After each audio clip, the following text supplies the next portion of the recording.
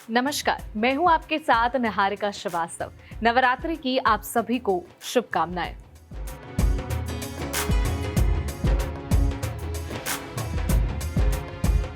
नवरात्रि के 5वें दिन मां दुर्गा के स्कंद माता स्वरूप की पूजा की जाती है। मां दुर्गा के सभी रूपों में स्कंद माता का सबसे ममतामयी रूप है और इनकी पूजा करने से बुद्धि का विकास होता है और ज्ञान की प्राप्ति भी होती है। स्कंद कुमार अर्थात स्वामी कार्तिकी की माता होने के नाते मां के 5वें स्वरूप को स्कंद माता कहा जाता है। स्वामी स्कंद बाल स्वरूप में मां की गोद में बैठे हुए हैं। मान्यता है कि निसंतान दंपति सच्चे मन से नवरात्रि के 5वें दिन का व्रत रखें और माता की पूजा अर्चना करें तो सूनी गोदी जल्द भर जाती है।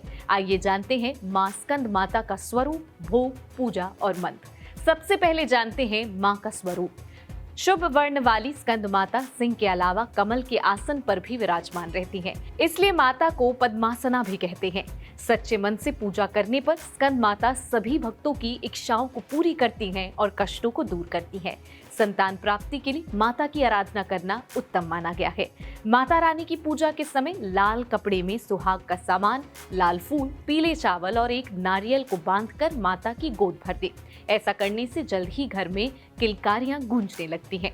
स्कंद माता मोक्ष का मार्ग भी दिखाती हैं और इनकी पूजा करने से ज्ञान की भी प्राप्ति होती है। माता का ये स्वरूप ममता की मूर्ति, प्रेम और वात्सल्य का साक्षात प्रतीक है। कैसे करें स्कंद माता की पूजा, ये हम आपको बताएंगे।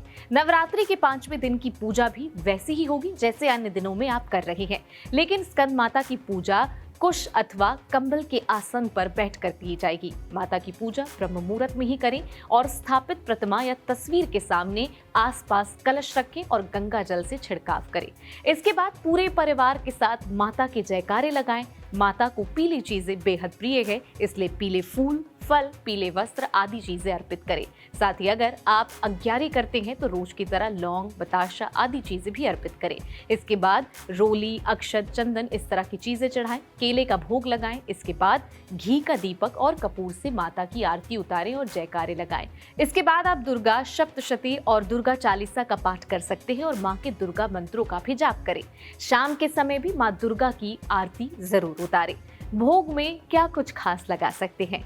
माता को पीले रंग की चीजें प्रिय हैं, इसलिए आप केसर युक्त खीर बनाएं और माता को भोग लगाएं। साथ ही स्कंद माता को केले की भोग भी लगा सकते हैं। वहीं अगर बुद्धि बल वृद्धि के लिए माता को 6 इलायची अर्पित करके सेवन करें। बुद्धि बल के लिए ये उपाय दोपहर में शुभ मुहूर्त में करें।